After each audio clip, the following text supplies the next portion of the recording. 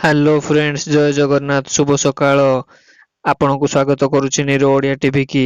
ଆସନ୍ତୁ ଆଜି ସକାଳରୁ ଆସିଥିବା କେତେଗୁଡ଼ିଏ ଗୁରୁତ୍ୱପୂର୍ଣ୍ଣ ଖବର ଉପରେ ନଜର ପକାଇ ନବା। ଭିଡ଼ିଓଟି ଭଲ ଲାଗିଲେ ସବସ୍କ୍ରାଇବ୍ କରି ପାଖରେ ଥିବା ଅଲ୍ ବେଲ୍ ଆଇକନକୁ ଦବାଇ ଦିଅନ୍ତୁ। ଏହିଭଳି ଗୁରୁତ୍ୱପୂର୍ଣ୍ଣ ଖବର ଆପଣଙ୍କ ପାଖକୁ ସର୍ବପ୍ରଥମେ ପହଞ୍ଚି ପାରିବ। ରାଜ୍ୟରେ ସକ୍ରିୟ କାଳବୈଶାଖୀ, ଉତ୍ତର ଉପକୂଳରେ ଘଡ଼ଘଡ଼ି ସହ ବର୍ଷା ଆଶଙ୍କା। 16 ଜିଲ୍ଲାକୁ ଆଲର୍ଟ। ମିଳିଥିବା ଖବର ଅନୁଯାୟୀ ଉପକୂଳବର୍ତ୍ତୀ ଓଡ଼ିଶାରେ ବଢ଼ିବ କାଳବୈଶାଖୀ। ଉତ୍ତର ଉପକୂଳରେ ଅନେକ ସ୍ଥାନରେ, ଦକ୍ଷିଣ ଉପକୂଳରେ ଅଳ୍ପ କିଛି ଜାଗାରେ ଘଡ଼ଘଡ଼ି ସହ ବର୍ଷା ହେବ। ଆଭ୍ୟନ୍ତରୀଣ ଓଡ଼ିଶାରେ ସ୍ଥାନେ ସ୍ଥାନେ ବି ବର୍ଷା ହେବ। ତେବେ ମୟୂରଭଞ୍ଜ, କେନ୍ଦୁଝର, ବାଲେଶ୍ୱର, ଭଦ୍ରକରେ ପ୍ରବଳ ବର୍ଷା ସମ୍ଭାବନା ଅଛି। 14 ତାରିଖ ପର୍ଯ୍ୟନ୍ତ ରାଜ୍ୟର ବିଭିନ୍ନ ସ୍ଥାନରେ କାଳବୈଶାଖୀ ଆଶଙ୍କା ନେଇ ୱାର୍ଣ୍ଣିଂ ଜାରି ହୋଇଛି। 15 ଓ 16ରେ ବଡ଼ ଧରଣର କାଳବୈଶାଖୀ ସମ୍ଭାବନା ଅଛି। ତଥାପି କିଛି ଜାଗାରେ ବର୍ଷା ହେବ। ଆସନ୍ତା 4ରୁ 5 ଦିନ ଯାଏଁ ତାପମାତ୍ରାରେ ବିଶେଷ ପରିବର୍ତ୍ତନ ସମ୍ଭାବନା ନାହିଁ। ଆସନ୍ତୁ ଜାଣିନେବା ପରବର୍ତ୍ତୀ ଅପଡେଟ୍ ବିଷୟରେ। ବଡ଼ ଖବର, ଜୁନ୍ 9 ତାରିଖରୁ ମାଗଣା ବିଜୁଳି ପାଇବ ଓଡ଼ିଶା। ବଡ଼ ଘୋଷଣା କଲେ 5T ସଚିବ। ମିଳିଥିବା ଖବର ଅନୁଯାୟୀ ଓଡ଼ିଶାରେ ରାଜନୀତି ମାହୋଲ ସରଗରମ ହେବାରେ ଲାଗିଛି।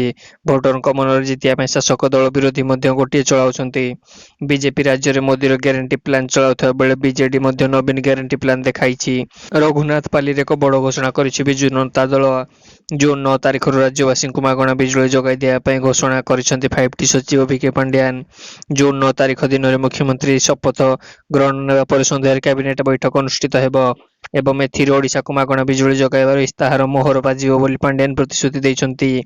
ରାଜ୍ୟ ସରକାର ଭାବରେ ଦାୟିତ୍ୱ ନେବାର ପ୍ରଥମ ଦିନରେ ହିଁ ଓଡ଼ିଶାକୁ ମାଗଣା ବିଜୁଳି ଯୋଗାଇ ଦେବାର ଘୋଷଣା କରିଛନ୍ତି ବିଜେଡି। ଆସନ୍ତା ଜୁନ୍ 9 ତାରିଖ ଦିନ ଶପଥ ନେବା ପରେ ସନ୍ଧ୍ୟାରେ ପ୍ରଥମ କ୍ୟାବିନେଟ୍ ବୈଠକ ଅନୁଷ୍ଠିତ ହେବ। ଏହି ବୈଠକରେ ଇସ୍ତାହାର ଥିବା ପ୍ରତିଶ୍ରୁତି ପୂରଣ କରାଯିବ ବୋଲି ସୂଚନା ଦେଇଛନ୍ତି ଭିକେ ପାଣ୍ଡିଆନ୍। ଜୁନ୍ ମାସରେ ବିଜୁଳି ବିଲ୍ ରାଜ୍ୟବାସୀଙ୍କୁ ଦେବାକୁ ପଡ଼ିବ ନାହିଁ ବୋଲି ସେ କହିଛନ୍ତି। ତେବେ ରାଜ୍ୟବାସୀ କି ପାଇଁ ଏହା ନବୀନ ଗ୍ୟାରେଣ୍ଟି ବୋଲି ପାଣ୍ଡିଆନ୍ ଦର୍ଶାଇଛନ୍ତି। ଏହାପରେ କେନ୍ଦ୍ରମନ୍ତ୍ରୀ ତଥା ସମ୍ବଲପୁର ଲୋକସଭା ପ୍ରାର୍ଥୀ ଧର୍ମେନ୍ଦ୍ର ପ୍ରଧାନଙ୍କୁ ଟାର୍ଗେଟ୍ କରି ପାଣ୍ଡିଆନ୍ କହିଛନ୍ତି 2014ରେ ବିଜେପି କରିଥିବା ଗ୍ୟାରେଣ୍ଟି କୁଆଡ଼େ ଗଲା ବୋଲି ପାଣ୍ଡିଆନ୍ ପ୍ରଶ୍ନ ପଚାରିଛନ୍ତି। 2014ରେ ବିଜେପି ତେଲ ଦର, ଏଲ୍‌ପିଜି ଦର ହେବ ନାହିଁ ବୋଲି କହିଥିଲା ବିଜେପି, କିନ୍ତୁ ଫଳାଫଳ ଉପରେ ନଜର ପକାଇବାକୁ ପାଣ୍ଡିଆନ୍ ଭୋଟରଙ୍କୁ ଆହ୍ୱାନ କରିଛନ୍ତି। ଆସନ୍ତୁ ଜାଣିନେବା ପରବର୍ତ୍ତୀ ଅପଡେଟ୍ ବିଷୟରେ। ଋତୁସ୍ରାବ ସମୟରେ ଦେୟଯୁକ୍ତ ଛୁଟି ପାଇଁ ଜାତିସଂଘରେ ସ୍ୱର ଉଠାଇଲେ ଓଡ଼ିଆ ଝିଅ।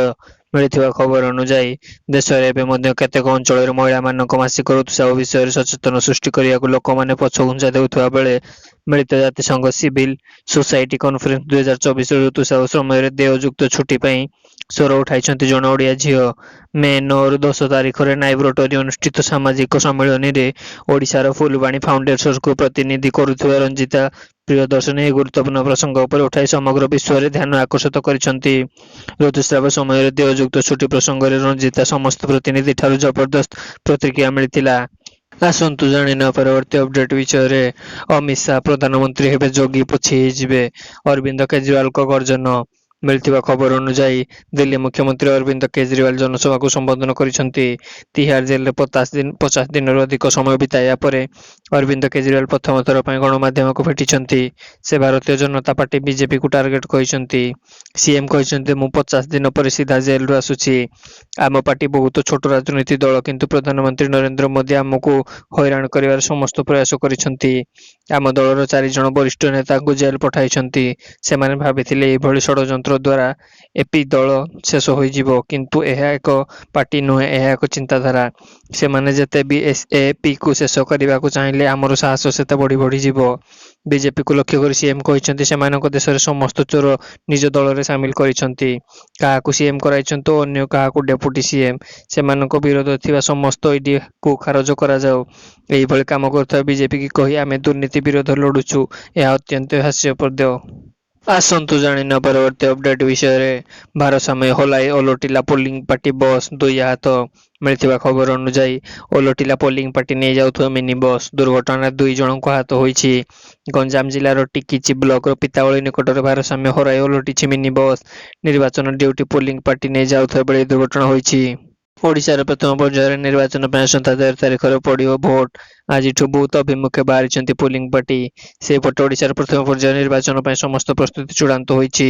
ପ୍ରସ୍ତୁତି ସହ ଭୋଟର ସଂଖ୍ୟା ଓ ବୁଥ୍ ଆଦିକୁ ନେଇ ପ୍ରେସ୍ ମିଟ୍ ସୂଚନା ଦେଇଛି ରାଜ୍ୟ ମୁଖ୍ୟ ନିର୍ବାଚନ ତୁ ଜାଣିନ ପରବର୍ତ୍ତୀ ଅପଡେଟ୍ ବିଷୟରେ। ଆଫଗାନିସ୍ତାନରେ ପ୍ରଳୟଙ୍କରୀ ବନ୍ୟା, ହଜାର ହଜାର ଘର ପ୍ରଭାବିତ, ବଢି ଚାଲିଛି ମୃତ୍ୟୁ ସଂଖ୍ୟା। ମିଳିଥିବା ଖବର ଅନୁଯାୟୀ ଆଫଗାନିସ୍ତାନରେ ବନ୍ୟା ବିସ୍ଫାତ, ଦେଶରେ ଗୋଟିଏ ପ୍ରଦେଶରେ 200ରୁ ଅଧିକ ଲୋକ ଜୀବନ ଯାଇଛି।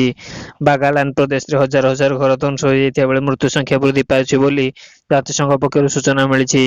ପ୍ରବଳ ବର୍ଷା ହେବା ଫଳରେ ପ୍ରଳୟଙ୍କରୀ ବନ୍ୟା ଜୀବନଯାପନକୁ ଅସ୍ତବ୍ୟସ୍ତ କରିଛି।